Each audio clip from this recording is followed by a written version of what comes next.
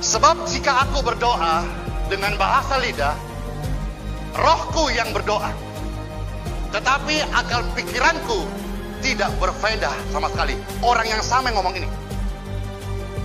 Orang yang sama berkata, saya melayani Tuhan dengan roh, bukan dengan akal budi. Doa-doaku bukan dengan doa akal budi. Begini doa akal budi.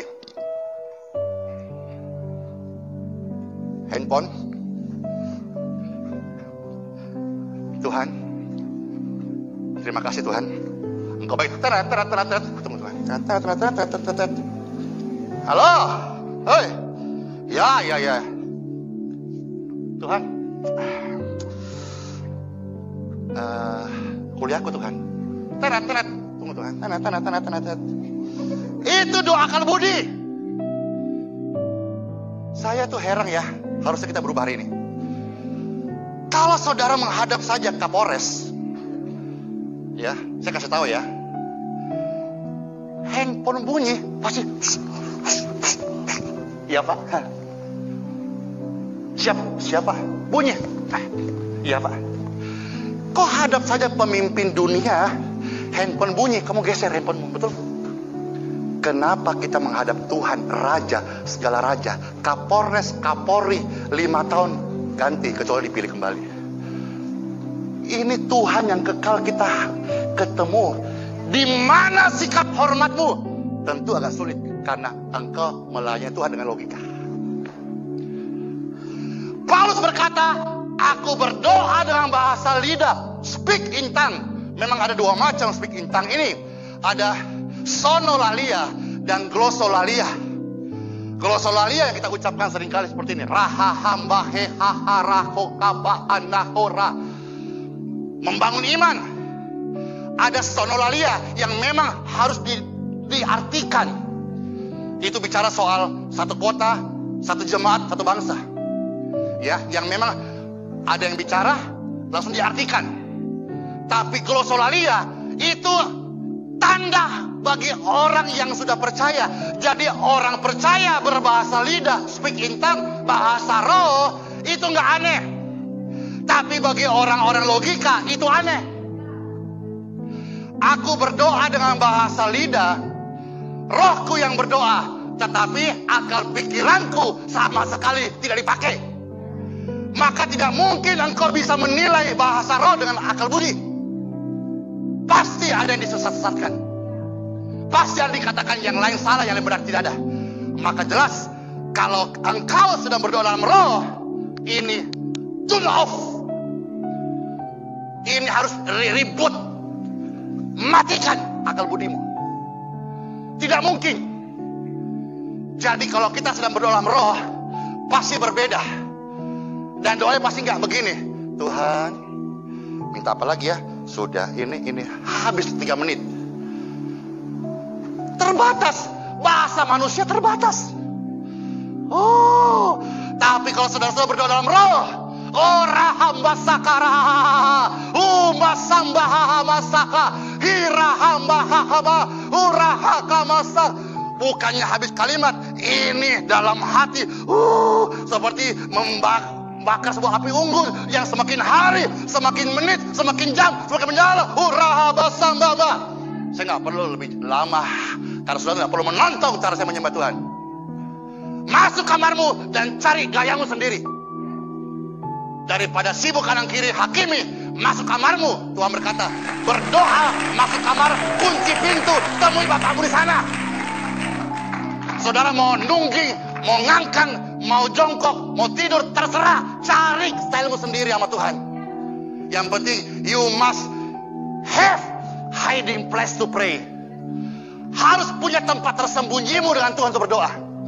Daripada sibuk kanan kiri, lebih baik cari tempatmu sendiri. Mau pakai gaya tertawa, menangis, diam, mendengkur, up to you. Kalau engkau merasa rohmu terbangun dengan cara itu, amin. Aku berdoa dengan bahasa lidah, rohku yang berdoa, tapi akal pikiranku tidak berfaedah sama sekali. Jadi kalau kau mulai berbahasa roh, rabahanda basaka, gue gila nih, kamu belum bisa. Kalau kamu mulai berbahasa roh dengan sebuah pola, ada yang hina. Bahasa roh, kuraba-raba, kuraba, sandal jepit, sandal lama, terserah. Terserah. Tapi bahasa roh itu lahir dari roh saudara-saudara. Dan mungkin setiap orang bisa meniru seolah-olah sama. Tapi berbeda dengan orang yang memiliki isi dari Tuhan dan yang hanya sekedar menyinyir. Makanya jangan pernah belajar speak in tongue bahasa roh sama orang yang gak dipenuhi Roh Kudus. Kalau orang gak penuh Roh Kudus pasti berkata, lebih banyak gerutunya. Tapi orang yang penuh Roh Kudus pasti berkata, Tuhan, saya hidup bagi Engkau. Saya mati adalah keuntungan.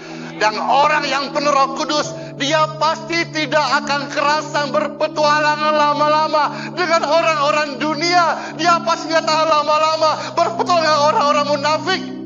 Dia hanya tahan berlama-lama dengan orang yang penuh dengan minyak dan urapan yang baru. Jangan sampai kita dikatakan orang percaya yang bodoh karena terus berkumpul dengan orang-orang yang suka gosip. Mari menjadi orang percaya di bulan September ini, menjadi orang percaya bijaksana, karena kita menjaga urapan kita di hadapan Tuhan Elohim yang kita layani. 1-2 ayat lagi deh, ayat 15. Saudara baca 2-3.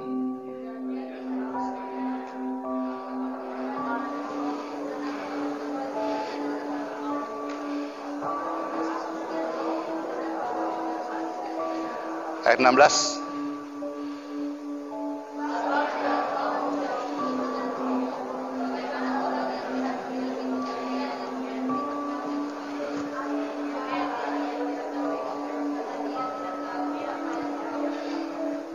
Jadi di gereja ini memberi kesempatan Anda untuk menyembah dalam roh sebebas-bebasnya. Namun saya kalau diundang berkhotbah di gereja Protestan, lihat tim saya ikut saya. Saya kemarin diundang ke satu gereja, satu pun bahasa lidah saya ucapkan. Karena mereka tidak ngerti saya ngomong apa. Bayangkan kalau kita dalam gereja sini, ho harahama sahari hana saka. Oh, pesta lagi bahasa roh. Oke. Bayangkan kalau saya di pom bensin, berapa? 300. Rarabasaba bahada barababa. Maksudnya saya bilang terima kasih. Hori habasata kumbarababa. Ada. Ya bisa. Katanya ada. Dikena urapan, Pak. Dosa Pak. Memang ada yang kayak begitu. Bulan lalu kalau tidak salah sama anak-anak lengkap, saya dirajia. Ya, saya dengar kesaksiannya Mila dirajia, dia nyanyi gitu ya. Dirajia nggak bawa KTP, nggak bawa SIM, nggak bawa STNK, dinyanyi. Apa nyanyi lagu apa? Glory, glory, haleluya. Sudah, jangan. Udah pernah. Saya juga rindu juga rasanya. Masa saya tantang razia? Enggak, dirajia kena saya. Sudah lolos, tapi sana disuruh berhenti. Praise God, haleluya. Jadi, lalu ketika berhenti, luar biasa loh. Luar biasa itu kata-kata orang benar yang jujur. Apa itu dosa? Dosa itu suka mendakwa, menghakimi. Tapi ketika dinyingkapkan kebenaran, susah ada orang mengakui kesalahan. Itu dosa. Nangkap ya? Mendakwa, menghakimi, memfitnah. Ketika Tuhan kasih kebenaran, jarang orang ada yang mengakui aku salah. Oke? Itu dosa. Maka itu akan berakar. Gampang orang mencok, menghakimi, tapi waktu tersingkap, jarang orang berkata, saya mau ketemu kamu. Maaf ya, aku sudah cok kamu. Jarang. Itu dosa. Itu benih. Oke. Jadi ketika berhenti, Pak. Siap, saya berhenti. SIM, STNK ada. Karena saya pakai mobil Jakarta, kasih lihat Pak, mobil mutasinya, surat mutasi perintah, ada kan? Nah itulah, orang benar jujur itu luar biasa. Saya bilang apa? Saya tidak punya.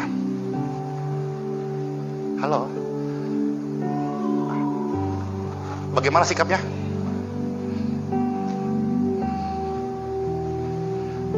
Harusnya kan turun, Pak. Ya, sudah Pak, jalan aja. Jalan aja. Saya jujur Pak, saya tidak punya surat-surat mutasian Pak. Mau periksa, mau tangkap, saya tangkap saja Pak. Saya rela Pak. Tapi kenapa? Gak usah, jalan aja. Jalan aja. Saya bahkan tidak sempat turun. Saya tidak menyuruh saudara meniru saya, tidak. Ya, uruslah apa yang kau bisa urus. Tapi maksud saya adalah pengalamanmu Mila. Saya juga rasakan enaknya kalau diloloskan dari surga rajin. Baru lolos rajin udah bahagia sekali. Kalau kita lolos masuk surga, bagaimana kebahagiaan kita? Haleluya. Air matamu, penangkalan dagingmu, semua engkau difitnah, dianiaya, diomong macam-macam, itu terbayar lunas di sana. Haleluya. Baru lolos rajin aja sudah bahagia sekali. Bagaimana kalau haleluya.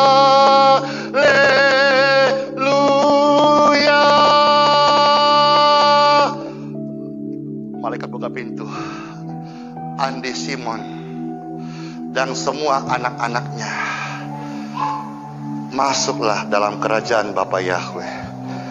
Hidangan sudah tersedia. Bagaimana perasaan? Bagaimana bahagia? Aduh, pasti luar biasa banget. Amin. Pasti luar biasa banget. Ingat baik-baik, kalau engkau berdoa dalam roh, akal budimu tidak ikut berdoa.